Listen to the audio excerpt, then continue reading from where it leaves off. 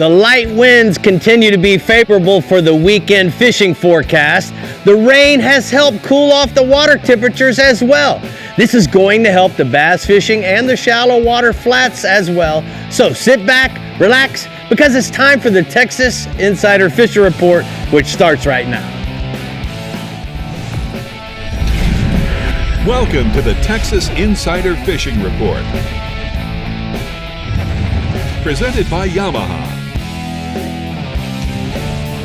You're watching the Texas Insider Fishing Report, and Captain Rick and I are so glad to be back with y'all after a long holiday weekend full of fishing.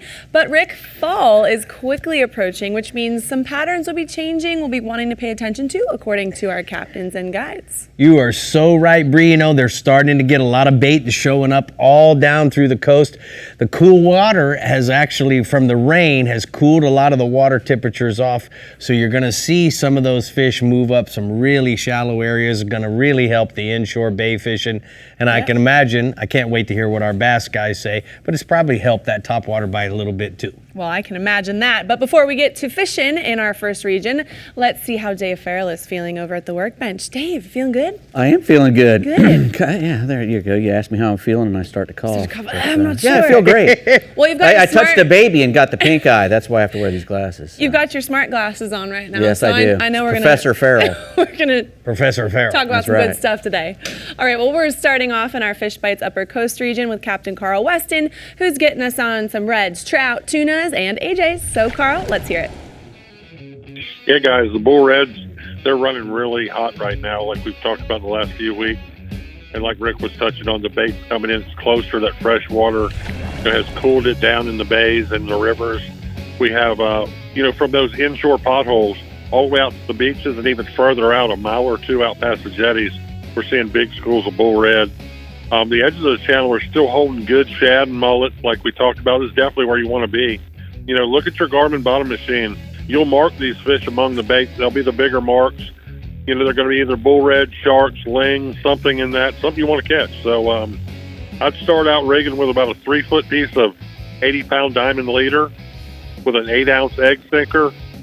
Tie yourself an 8 to 9-aught trocar hook on there, bait up. Old shad is my favorite also. If you add a chum bag to the mix, this will really get it interesting for you this time of year. And we have a picture today of Nate with a very nice bull red. Nice. Like we're saying, the trout bite is steady also. The beach and jetties as well. These fish are mixed together right now. You'll find them. You'll hit bull reds. You'll hit trout. Like I said, they're hitting some small Spanish. Right there, the weather has definitely been on and off with these rain patterns this week, but the fish are still on.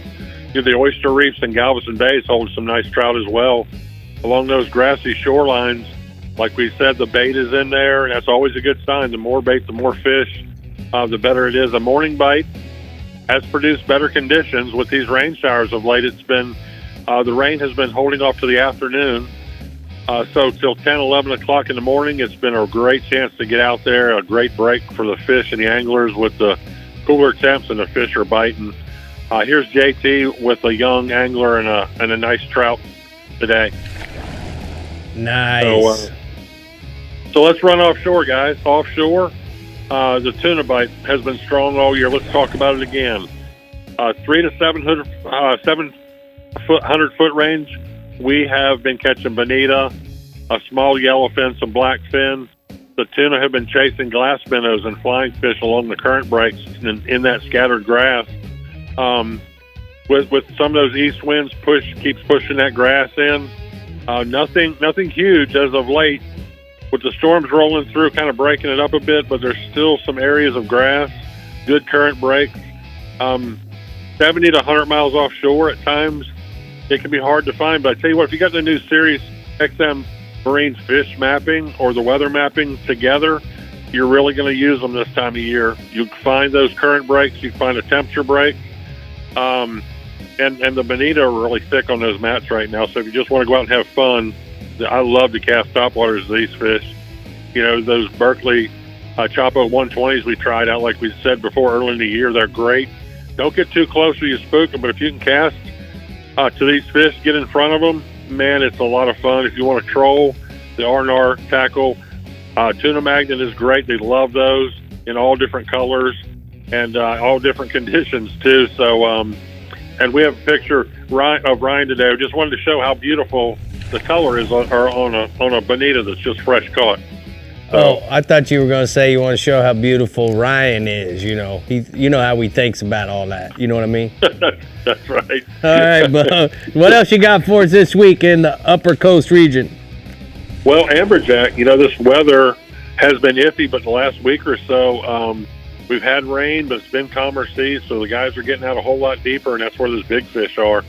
And bait is always important for amberjack here in the Upper Coast. We use diamond jigs and large butterfly jigs and catch plenty of fish. But man, if you can get live bait, the big blue runners, these fish, that's just candy for them. They cannot turn them down. We rig about a 10 to 12 ounce trocar hook I run about an 8-foot piece of diamond 250, so I can get down there and grab it, get them close to the boat, either release them or get them close. And you're going to want to go 30 or 50 wide, like our big pens, if you're near structure, because they'll swim back in the rig legs and break you off super fast. Now, you can find a fish over bottom structure. You can go a little bit lighter, Rick, set up and fight them fish longer. But, and remember these amberjack, they're going to appear as pretty large marks on your bottom machine in the middle water column. If you're in 100 foot, around 50, 60, you're going to see those fish drop down. Hey, deploy that Rodan. That trolling motor is awesome. It keeps me on the fish. I can actually get out and fish, help the guys. And here's our buddy Jay Hooks with his first amberjack. I think he's hooked on fishing now. Oh, I'd say that'll hook you, that's for sure. Thank you so much for all the good pictures this week, Carl. We're going to go ahead and take a look at the R&R tackle hotspots from the Upper Coast region. Carl says, guys, inshore chasing redfish in the mouth of the jetties and along the beachfront while drifting cut and live shad on a simple slip rig, and then offshore trolling for tunas using R&R tackle tuna magnets along the weed lines and current breaks in 300 to 700 foot depth ranges. All right, well, let's head into the Star Chai Middle Fresh region, where you're going to want to listen to Matt Loescher on how the bite has been affected due to the cat and dog light rains y'all have been having. So, Matt, keep us afloat and give us the scoop. Yeah, Brie. So it's downright tropical over here, at least on the eastern side of the Middle Fresh region. Now, out west, things have remained fairly hot and dry. So some of the lakes like OH Ivy have remained fairly stable with water levels down. And over here on the east side, like Sam Rayburn and Toledo Bend, even as far west as Richland Chambers, there's been a lot of kind of a roller coaster of small water level fluctuations lately. And so I'm going to kick it off with Toledo Bend here on the eastern edge. We've gotten at least a small shower just about every day this week with some heavy rain at times. So the back of the creeks have remained pretty stained to muddy on the watercolor. The good news, though, is that the lake level is down almost 4 foot. So that muddy flow is constricted and that dirty water has stayed close to the back of the creek. It's not really flowing out into the lake too much. So this is almost like a fall scenario, and some of the shad with the bass in tow are feeding in that incoming fresh water. So you're going to want to look for where that watercolor change is as you ease up in toward the back of these creeks, and focus your efforts on that area, just outside of that dirtier water, or maybe even into it a little bit if it's not too dirty, and look around there where those shad are moving into that. Now, for baits, you're going to want to utilize your shallow diving crankbait and your Texas rig. Worms or crawfish style baits are good on the Texas rig right now. Just experiment day to day with each one. If you're in the dirtier stuff and kind of more bank fishing, I like to go with the crawfish and then the worm when you're more out on the flat. And there's still a deep bite going on as well, but those fish have remained a little bit tougher to catch the last couple of weeks because all that cloud cover and rain and water level just up and down has them kind of scattered out. But when you can connect out deep, your chances at a big fish are a little bit better this time of the year. And speaking of big fish, you can see one here. I've got a photo for you of my fellow guide, Mr. Dusty Anders, with a nice Toledo Bend largemouth there, and you can see he's way out in the middle of the lake. Yep. Now we're going to move over to Sam Rayburn, and over there the grass has been the place of numbers, especially early in the morning. Crankbaits around the edge of the grass early, and then Carolina rigs kind of out on the points leading out of the grass are good later. Of course, there is still a deep bite there as well, but I'm hearing that it's really been a grind over there to catch out deep. There are a lot of small fish getting caught on road beds, and then the bigger fish are coming from like your rough bottom areas and brush on Carolina rigs and crankbaits, but they're pretty stingy lately, so you really have to put in your time to catch the big ones right now. Now up at Richland Chambers, Mr. Thurman Selman with Bass Specialty Guide Service there, he reports that the bass have been more active on that lake since the rain and the cooler water temperatures. He recommends fishing for them around the old Black Forest area with a drop shot rig. He says that you'll want to fish that bait about 10 to 12 foot down over the top of the timber, suspended. He's using a Bass Assassin tap-out worm and watermelon red or green pumpkin, and he's using the 6-inch version, but if the bite's slow, he said he will cut that worm in half and just use the tail portion, just finesse it up a little bit and get more bites that way sometimes. He says you can use your Garmin Live Scope to target these fish, and you can just pick them off in those treetops, and they'll come up to get that bait out of those treetops. Now, I've also been hearing a lot about Lake Palestine lately. It sounds like it's mainly a dock bite there right now. Crankbaits and jigs around the docks have been putting fish in the boat, and then out deep, the bass are on road beds, and you can catch them on a Carolina rig or a deep diving crankbait. And then over at OH Ivy, going way out west, which, by the way, just got ranked as number 2 in the nation by Bassmaster. That lake is, it's been pumping out big ones all year, and right now they're catching them in the grass on moving baits, especially crankbaits and topwaters. Now I'm going to round out today with hybrids. The hybrids have been really hot at Richland Chambers. Mr. Thurman reports up there that they've been catching them really good off the points and humps and around the waterfall area there with live shad has been the bait of choice. All right, bud, thank you so much. We're going to go ahead and take a look at the Rodan Marine Systems hotspots from the Startron Middle Fresh region. Matt says that we're going to go ahead and look for those largemouth are more active, especially in the shallows this week, thanks to the recent rains. The deep bite is slow, but the big fish can be caught on the isolated cover if you fish slowly and patiently. Hybrids are biting well around the waterfall area and Richland Chambers on those live shad that he was talking about. And I hear that Mr. Matt will be here maybe next week for a little surprise show. I don't know. We'll see. Yeah, man. All right. The Garmin Middle Coast region has some secrets to share with us coming right up. But first, Dave Farrell is spilling some rigs and technique secrets at the workbench.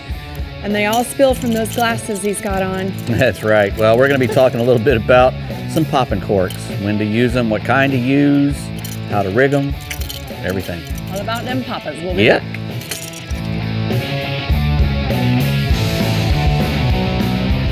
The Texas Insider Fishing Report is brought to you by Yamaha. Reliability starts here. Fenwick. Feel everything. Bahio Sunglasses. Blue light blocking. Radically clear lenses. Garmin. Plot your paradise. Fibertex. Leaders in fiberglass fabrication and repair. Sportsman's Adventures. Fishing for adventure. Berkeley. Your fish, our science. And Skeeter Performance Fishing Boats. Eat, sleep, fish.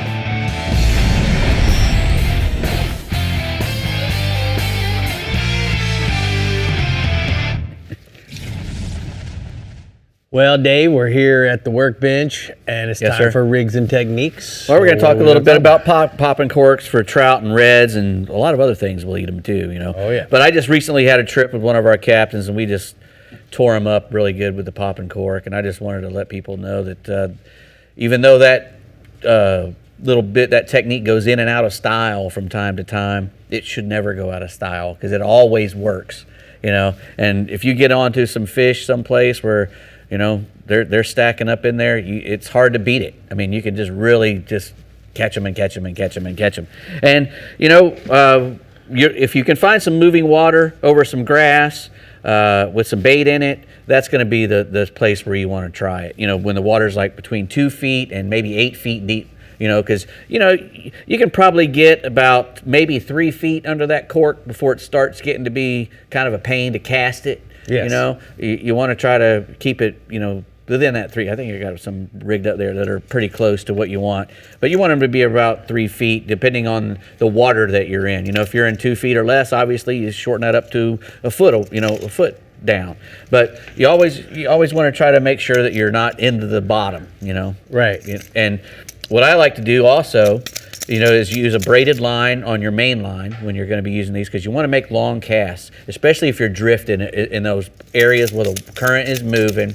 You're going to be drifting along with your bobber, and if you're using braid, you can make those really long casts and get a really long swing, I'd say, or a coverage before you have to wind up and cast again. And if you're using that braid, one of the things I have on the tops of these other ones that I have rigged is you always want to rig a little piece of mono at the top of your bobber. Even if you're, no matter what kind you're using, if you're using the clackers, which is this kind, or the cupped poppers, these are the two differences. You're always going to want to have a piece of monofilament at the top, because all this little hardware up here and the beads and whatnot, braid is so limber, and especially 15 or 20 pound braid, it's so limber it gets wrapped up all in this stuff. So if we have a good section of 20 pound monofilament before our bobbers, it really keeps that braid from Great advice. Getting all that braid wrapped up in there. Now, like I said, we got two different kinds here. We got the clacker and the popper. You're going to use them differently. With the poppers, you're going to just give it a really good pop. And the guy I was using with the other day had some giant ones. I mean, they were really big ones, and they really moved a lot of water. And he said, pop it as hard as you can. Yeah. And that's what we were doing. We were popping those things as hard as we can, and that little shrimp would float down, and boom, he'd get nailed. Sometimes, Dave, when I'm guiding, I use these, and only because you see how it has a slit. I can adjust it very take easily. it off if I want to, and have just the jig head, or I have maybe a circle hook if I'm fishing some bait. But these are also weighted. But the other thing that I like about this is, again, it has the concave, and you go to a different spot. You went from a spot that was 6 or 8 feet deep to one that's 3 feet. Now you don't have to change anything. You just slide your popper down. Right, and not only that, the different sizes. If you're fishing in really deep water, you'd probably be better off using the chugger, because you're wanting to bring that fish up from 5 or 6 feet down. And the clickers, they're pretty much for guys who are eating shrimp. You can get away with these in a lot shallower water. Water that's not as dark, let's say, even some clearer water, because that chugger really will bring fish, just like a topwater plug. What it is it's a topwater plug. You pop that thing, they come to see that cork, that bait action, that feeding action, and here comes that little shrimp just drifting right down in his face. And the big boom bubble trail. Guys, you can't pop it hard enough. No. Like your buddy told you. Yeah. Pop, then reel your slack. Pop, then you reel your slack. And they come straight to it. Boom. We caught 20 a piece. 20 what? Trout. And Nice. nothing.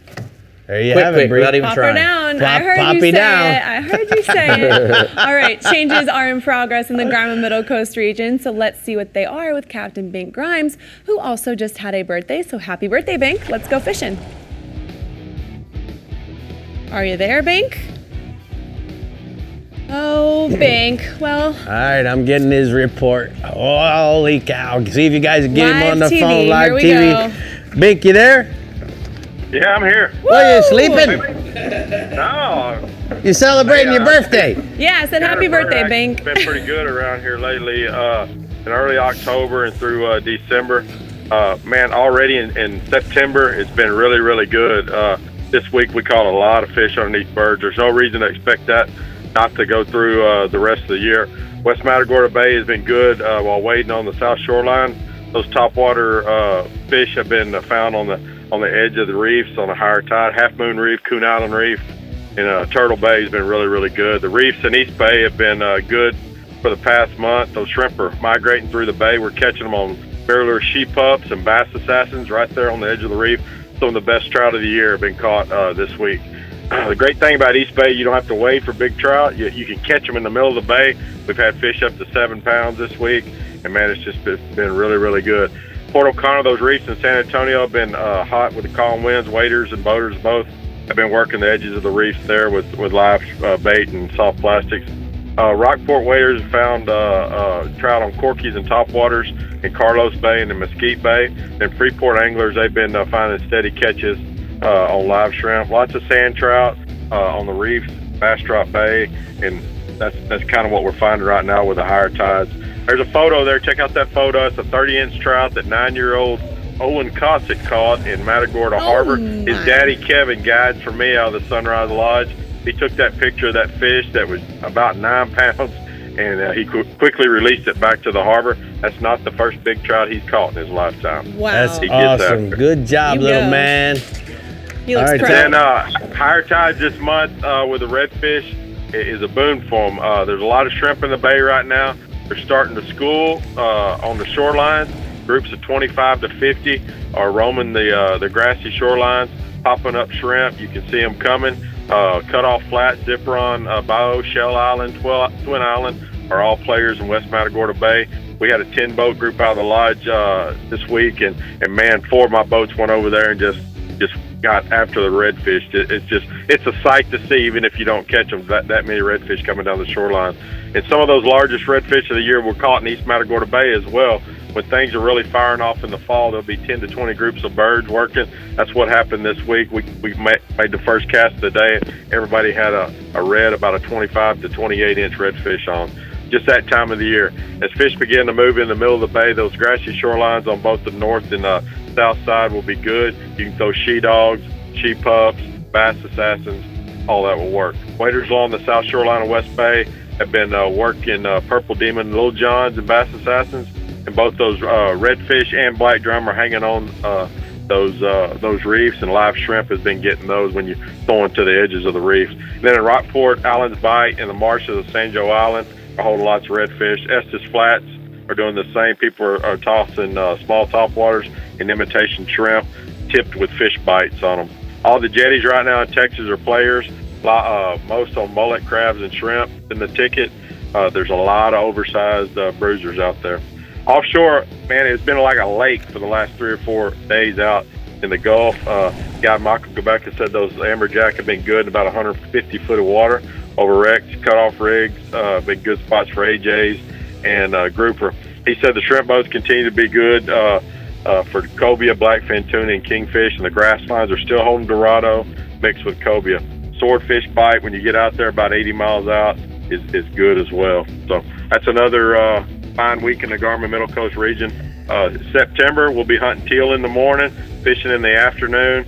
Best time of the year. Continue to take care of our bays and practice conservation at all times. All right, enjoy your birthday week, big boy. We'll go ahead and talk to you next week. Thank you so much. We're going to take a look at the mirror lure hotspots from the Middle Coast region. He says the trout are good while tossing bass assassins and mirror lures while wading Mid-Bay Reef and East Matagorda Bay and San Antonio Bay. And then the redfish are solid at all the jetties on crabs, mullets, and shrimp reef. Hunting in the morning, fishing in the evening. Oh man, Sounds what a like life. a country and western song, if you What a ask me. life. There's probably been a few of those lyrics in You're them. right. All right, stay with us because we've got your upper fresh and lower coast regions coming at you with your weekend reports. And remember to keep up with everything fishing in Texas. Make sure to head on over to our website, like us on Facebook, follow us on Twitter and Instagram, and to see new fishing adventures along with reports, subscribe to our YouTube channel, Captain Rick Murphy. We'll see you soon. The Texas Insider Fishing Report is brought to you by Bass Assassin and Saltwater Assassin, the best lures, period. Island Lures, Tournament Tackle. Rodan, set it, forget it, catch more fish. Sirius XM Marine, weather, fish mapping, entertainment. Shallow Sport, Berkeley, your fish, our science. Murphy's Law Sport Fishing. Book your trip today at murphyslawsportfishing.com. And Penn, let the battle begin. Hey guys, we're here at the StarTron booth, and as you can see, I have my new products man, Dave Farrell from the Florida and Texas Insider Fishing Report. Dave, we've talked about StarTron fuel treatment for years on both of the shows, but let's talk a little bit about the new product they're just introduced here at the show. Well, what it does is it builds on the old. Before they had all the enzymes in there, to take care of all the water and all that kind of stuff that gets in your fuel, the bio junk that gets in there and mess up your fuel. Well, now they've added extra corrosion inhibitors, to take care of all the other stuff inside your motor.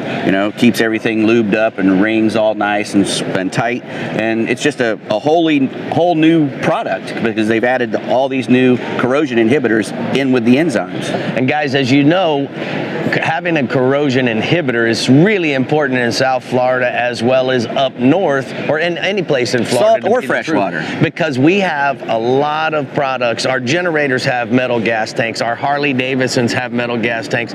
We have gas tanks in our chainsaws. All the things we're going to need during hurricane season. So as you're getting ready to put all of your stuff back as the season ends here in another few months, make sure that you try the new StarTron so that you don't have any problems, because now you got the corrosion inhibitors.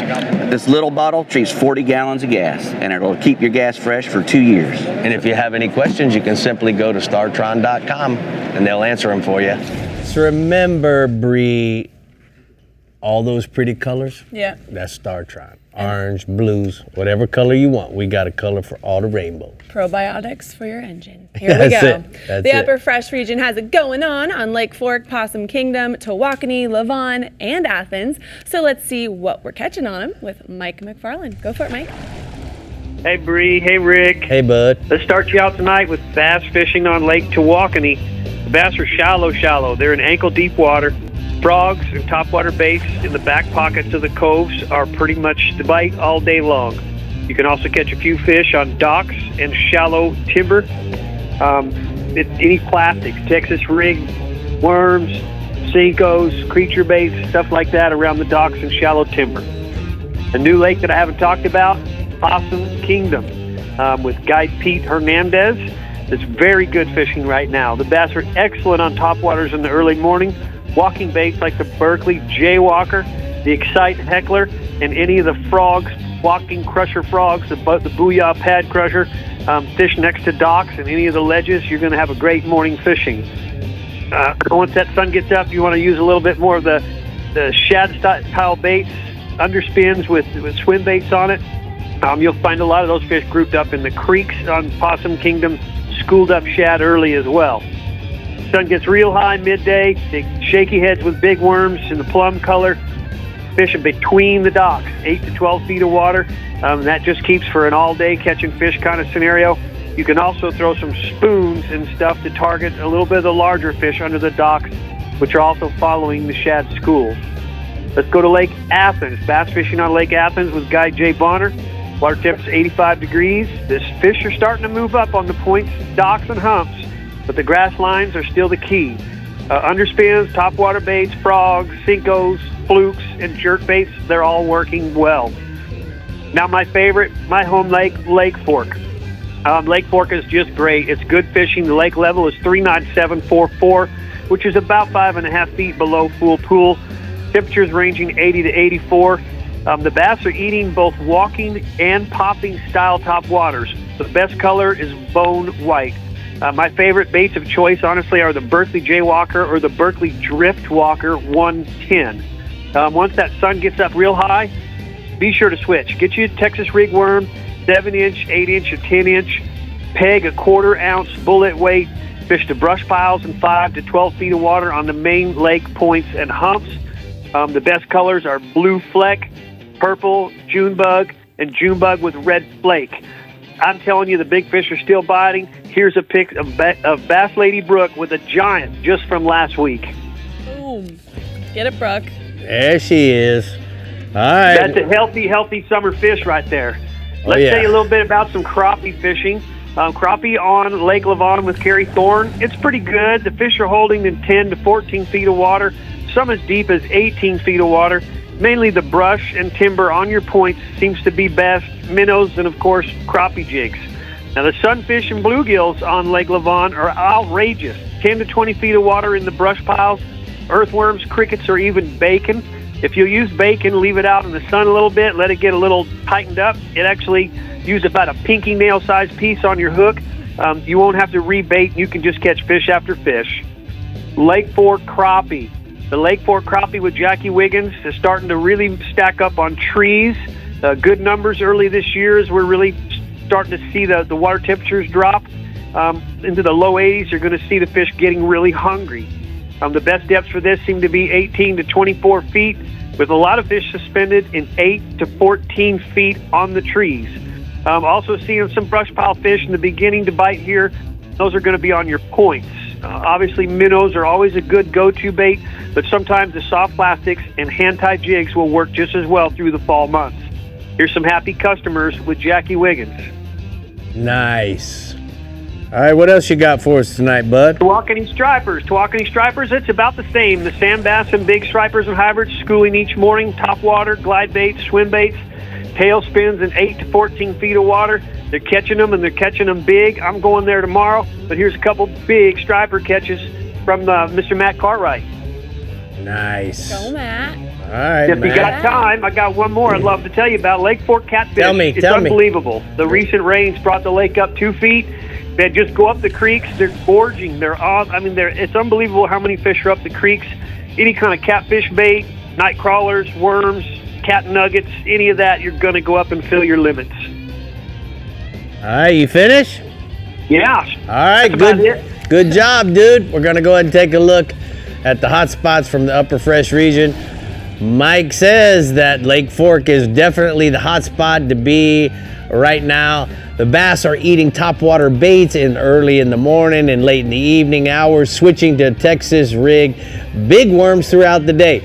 And then the crappie are biting extremely well in the main lake points, with brush piles, and catfish are fired up in the creeks and in those channels. Man, he covered it tonight. He did good. Go, Mike. All right, let's head into the lower coast region with Captain Chad Kinney, where he's got some exciting news if flounder is on your to-catch list, plus so much more. So, Chad, talk to us.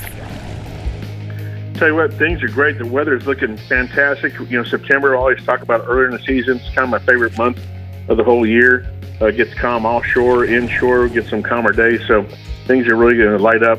Talking about inshore, the flounder bite continues to be really good this year. Kind of an odd year, but it's been really, really good. And there's also been some good numbers to some black drum from Corpus all the way to Baffin down here. Actually in the flats out here in Port Mansfield too. We've been spotting someone working them. So the black drum, we don't normally talk about this whole bunch, but it can be really productive this time of year, and they put up a great fight, and they're also good eating, as long as you don't get the oversized ones, release those. But use a heavier jig head, about a 1/4 ounce, and attach a fish bite to this. If you're fishing those drop-offs, like say around Baffin or Corpus or the oyster reef, stuff like that, just get on the edge of the drop-offs and lay it on the bottom and wait for those fish to move up and down those banks to be feeding. You'll pick them up that way.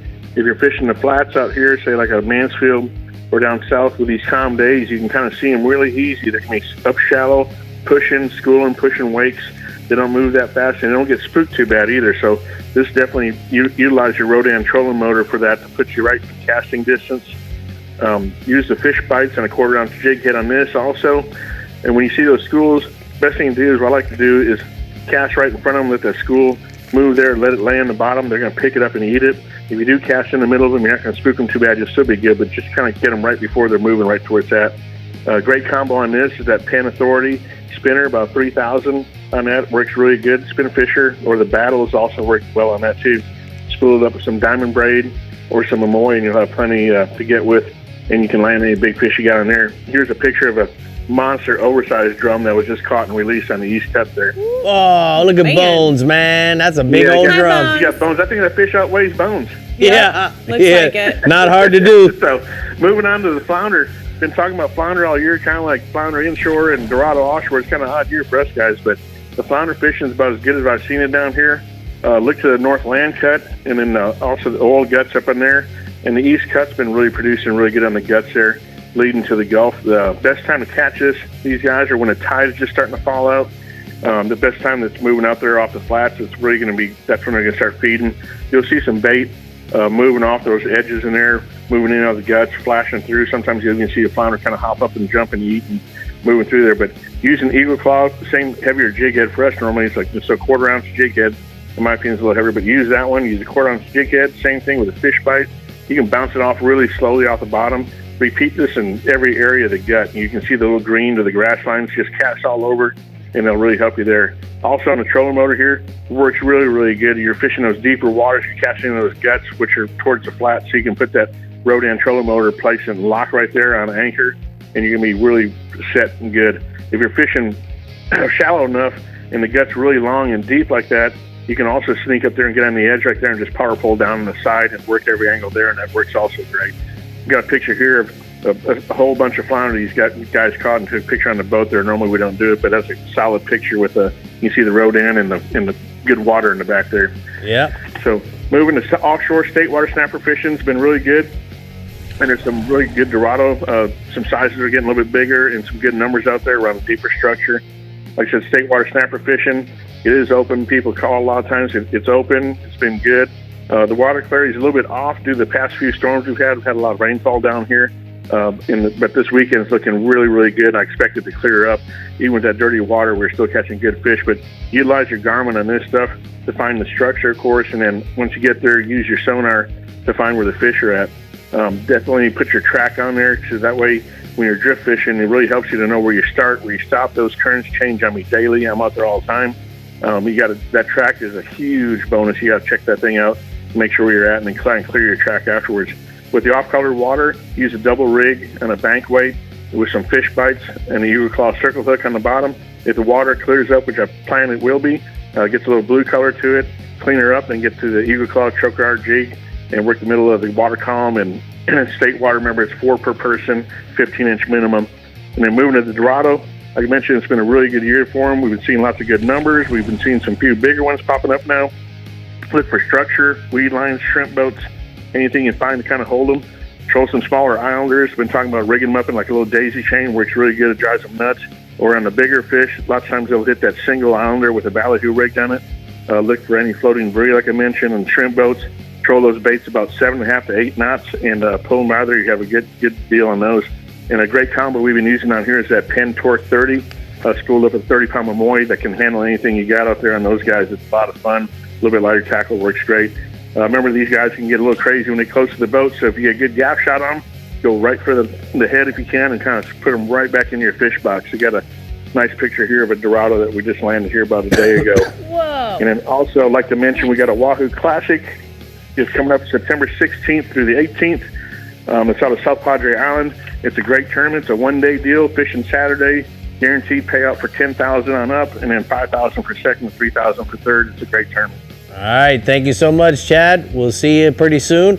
We're going to go ahead and take at the Shallow Sport Lower Coast Hotspots Inshore. He said the land cut and the east cut continue to produce good numbers of flounder with black drum along the oyster reefs and the flats where they're schooled up. And then offshore, state water snappers has been good with Dorado bite out deeper around that structure, Brie. That Dorado dough. All right, coming up, we're seeing what the lower fresh region has to offer us for a weekend of fun. But first, Dave always has fun for new products at the workbench. Dave, are you having fun over here today or what? I am, and I get to find out what size pants Rick wears. Right here on this thing. Oh, those look like pretty pants. Very nice pants, huh? Pretty pants to me. Wrangler pants. We'll be back with the pants. The Texas Insider Fishing Report is brought to you by Tin Cup Mountain Whiskey. Turn on the bite anytime. Tie on a Miralure. Abu Garcia, Fish to Win. Ameritrail, load, launch, relax. Fenwick, feel everything. Diamond Fishing Products, our reputation is on the line. R&R Tackle, from our tackle box to yours. And Startron, start, run, and store with Startron. Power pole anchors have many tools. They are not just for fishing. I love it when I pull up to the beach or the sandbar and see a nice flats boat, bay boat, even a pontoon boat pull up, deploy their shallow water anchor, and enjoy their day out here at the island. Here are a few tips to help you choose the right spot to deploy the anchors and enjoy your day at the beach. First thing I need to do is decide where is the best spot to anchor the boat. I like to always take into account which side of the island or sandbar has the most boat traffic, which side of the beach or sandbar has the wind or the waves rolling in. I'm basically trying to find that nice calm spot. Lastly, I need to park the boat so that if the tide comes in or out, I can adjust the boat throughout the day so that I don't get stuck. After I have chosen the perfect spot, I like to nudge the nose of the boat up to the sand and deploy my power pole shallow water anchors. I always take out the rope and chain and throw it off the front and secure the bow, just in case we walked away and a big wave or the tide were to come in. Throughout the day, I pay attention to the tide and readjust the boat based on the water level, but with the power poles, that is easy because all you have to do is hit the up and the down button, and that's your power pole tip.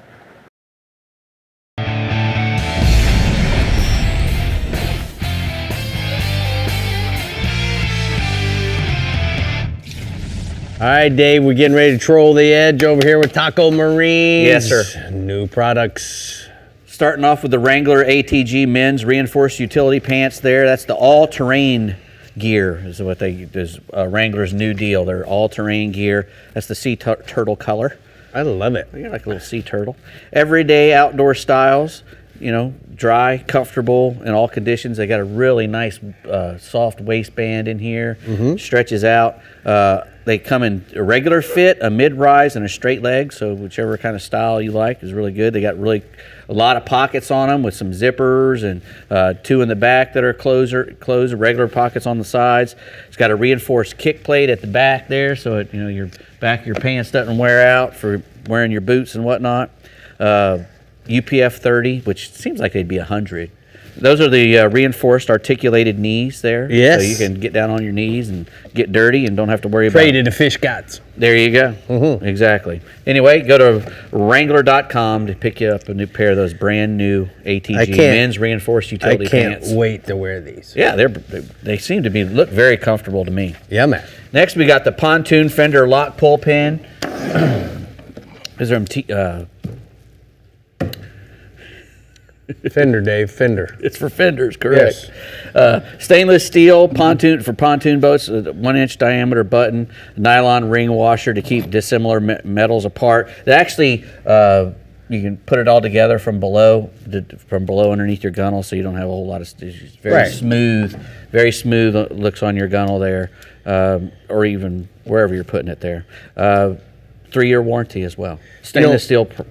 You know what I like about this is that I see this as an opportunity as a stakeout where we can have our stakeout rope connected to this, tie it off to the bow of the boat, anchor, whatever, and then just plug it in. Now it's not going anywhere. And this is flush so that when we're fly fishing and we don't need it, it's not going to get hung up.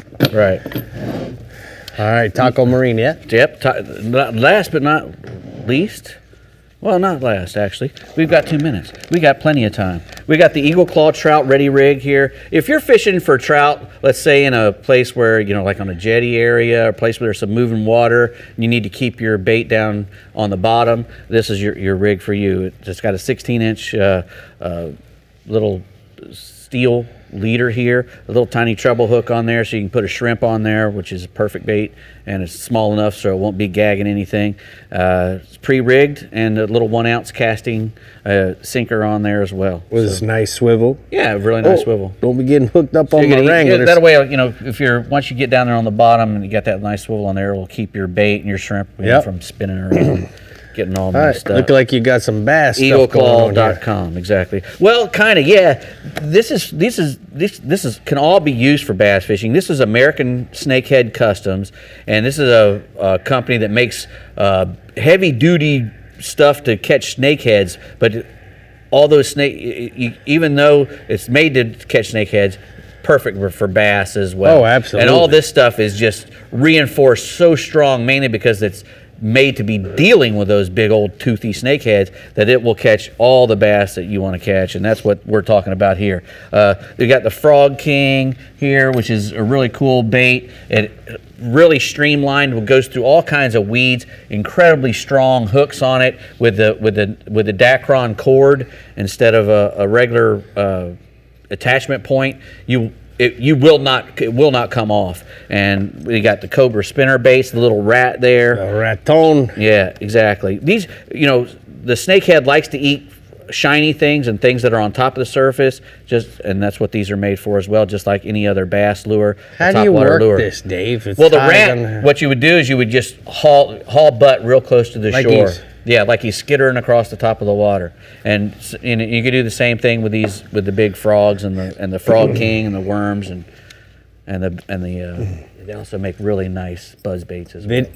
The video at 11. Good stuff over there. American Snakehead Customs. I think we all need a pair of sea turtle Wranglers. Yes, we do. We all do. I got mine. Where are you guys at? I don't know. What about us? I didn't get my card. Matt Reed in the lower fresh region is covering it all and getting those big bass bites. So let's see how. Close us out, Matt, and let's make Rick jealous. Let's go. Ready, go. How about now? Matt, you there? All right, so we're going to go ahead and start. You there, Matt? I'm here. All right, go, baby. Largemouth bass on Falcon Lake. Tell me about it. Let's get it started. Falcon Lake. Bass continue to bite really well down there. We're getting a little bit more water coming into the lake as we continue to get some rain. We've come up about 6 feet in the last month, which means we only have 42 more to go. But the rise has caused them to be a little bit unpredictable. They're still using the same general pattern, that being that 12 to 20 feet of water on rock, brush piles, and hard spots. Football jigs, Texas rigs, and Carolina rigs have been the best option for fishing for the bottom, the bottom bite. There's also been a crankbait bite kicking in lately. We've got quite a few big ones lately on that choice. Just keep running the proper pattern, and you'll find them active at some point during the day. Greg Boyd sent me a report from Fayette County. It's fishing really good right now with the clouds and rain we've had and a little bit shorter days. Chrome, lipless crankbaits and shad color swim jigs around the shoreline reeds and vegetation first thing in the morning continue to be his go-to. Later in the day, the deeper schools in that 14 to 18 foot are still there, but they're thinning out a little bit, beginning to move shallower and feed, as the days get shorter. They're still liking drop shots or shaky heads baited with green pumpkin-colored straight-tail worms. Been just a little bit of schooling activity. Summerbill bass are better. Topwater poppers and small square bills around the rocky banks like the dam have been a good bet early in the day. Texas rigs and Carolina rigs have been best later on after the sun gets on the water. Green pumpkin, black and blue, and June bug have been his best colors. There's still some good bass relating to the schooling sand bass. You want to get a half-ounce spoon or a flutter spoon and fish under them, and you can catch you a few big old bass mixed in. Mike Bates sent me a report from Choke Canyon. He said not a lot's changed from last week. The lake level is remaining steady. Numbers and size have been really good. He's caught fish up to 9 pounds this week. On one trip, they had 71 bass by noon. The weather's been more favorable with low light lasting for several hours, so the top water has lasted much longer. Frogs, jaywalkers, and poppers are doing the best, for that. After that, you want chatterbaits, spinnerbaits, and square bills on the outside edge of the hydrilla to catch those active fish relating to the grass. They seem to be piled up in certain spots. Once you find them, you'll catch a bunch. So just cover water until you get in an area they're active and stay in that zone. I got 3 bass picks there from this week. Let's see them. Those all happen to be Falcon specials. I got Jonathan, Jeff, and myself with 3 just typical fish we've caught lately. We've caught a lot of great fish. Typical run-of-the-mill. Typical. Every day with Rick not there. There's a typical Rick. Yeah, it's typical. Those are beautiful bass. All right, tell me. Rick. You need to come get some more, though. I'm coming, man. I'm calling you on the way home. All right, tell us about the crappies. Talk about crappie a little bit. Falcon Lake crappie been biting very well also. Constant pattern to catch them best is concentrate on the brush piles and 12 to 20 foot. I sit directly over the piles and drop an 1/8-ounce jig vertically into that pile with little plastic trailers on them. Red and chartreuse and Junebug chartreuse are my 2 favorite colors. One key to fire them up and keep them active is my hydrowave. I run it on finesse with a 90-second delay to maximize the catch. Limits have been real common lately. So in just got a picture there of just a little pile, a quick catch during the day, during the middle of bass fishing. We tend to stop and catch us a few. All right, man. Thank you. So good. We appreciate you. And we're going to go ahead and take a look at the FiberTech hotspots from the lower fresh region. Matt says Choke Canyon bass are definitely playing nice. The topwater bite is extremely good in the early mornings. Don't forget the frogs, the jaywalkers, the poppers are all working. These cloudy days actually have extended the bite several hours, if not all day, and later use of shad imitation lures on the outside hydrilla line to keep up the catching. When are you going to go catch some of those big ones? I am They're sick typical. of hearing you on the show and shake your head about how you want to catch them. Go catch them. So, the deer lease I have with Chad is about an hour and 10 minutes from where he launches his boat. Hey, I think you so need I to make guess that drive. on my way Hunting. I think, Fishing. yeah, when I get tired of shooting stuff, I think I'll just have to go catch some stuff. That's the Bink Grimes way. Yeah, man. Hunting in the morning, Why fishing in not? the evening. All right, well, What do I you think, expect Dave? to see I think some we of should them do it. bass. There's big typical bass in that place. That's more than typical. More than typical. More than typical. God. 30, he 40 wears me fish out with days. this. 71, They all he told look me. like that. 71. 71. Oh, we digress. Thank you for tuning in and being with us. Go out there and catch fish this weekend. Send us your photos. Check us out on YouTube. See you next week.